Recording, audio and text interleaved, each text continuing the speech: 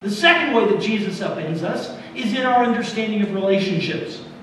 Notice here that when Jesus calls James and John, they leave their father Zebedee in the boat and they come and follow. Later on in Mark's Gospel, Jesus' mother and brothers will try to come speak with him, have a word with him, Mary and his human brothers. And Jesus responds by saying, "Who are my mother and my brothers and sisters?" Here they are. The ones who do the will of God. They are my mother and my brothers and my sisters. You see, our relationships that we have with one another are now secondary to Jesus' call to each of us as brothers and sisters. We are all brothers and sisters in Christ. What that means is no longer do we have a relationship with one another that is purely human. Every relationship goes through the lens of Jesus Christ. That's what Bonhoeffer said about our relationships as Christians. Every relationship is mediated by Jesus Christ. So, when you're out at lunch with a colleague, are you praying for them? Do you look at them and at the same time say, "Jesus, touch this person with your love. Touch them with your Spirit this day"? When you're connecting with your family, are you praying for them?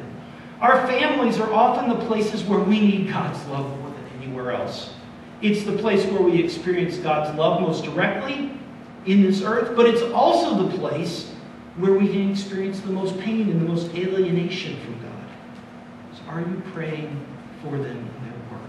Our relationships are transformed. In some cases, that means our relationships will be different. Completely. Choice of who to have as a spouse, who to hang around with in college or high school or middle school.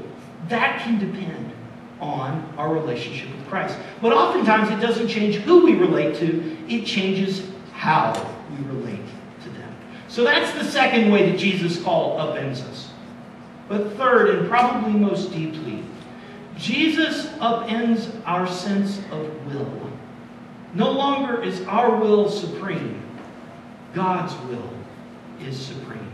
And we catch that in the text this morning, not in the way the NRSV translates it. The translation that you have is, Jesus says, "Follow me and I will make you fish for people."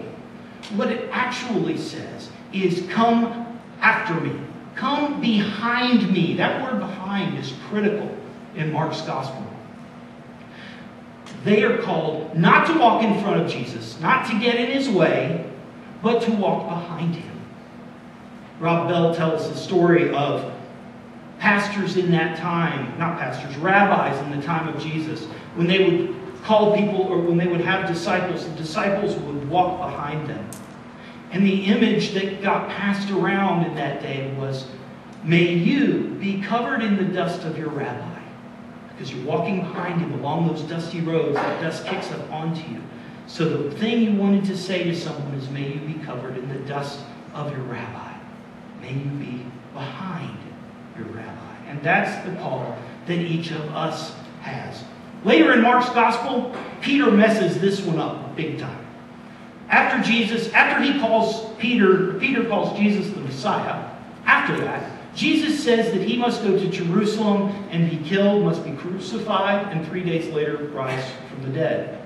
Peter only hears the piece about being crucified, and he gets in Jesus' face and says, "Forbid it, Lord."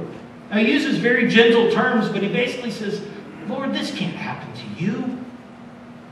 How does Jesus respond? He rebukes him. He says, "Get behind me, Satan." That same word "behind" comes up again. See, Jesus knew that he was following his Father's will in his life. For him, it wasn't his own will that was primary. It was God's will. And that will was going to take him to the cross. Not only that, the disciples had to learn that they would follow him to that cross and ultimately to martyrdom in their own lives. Jesus upends our sense of will. No longer is it our will be done, it is your will be done, O God. Now, if this were the end of the story, this would not be very good news. Your will be done, O God, even though it means I'm going to be killed. That's what happened to the disciples. But that third day after the crucifixion, when the women went to the tomb, they met an angel there. And what did the angel say? He is not here. He is raised. Go and tell the disciples that he is going ahead of you to Galilee.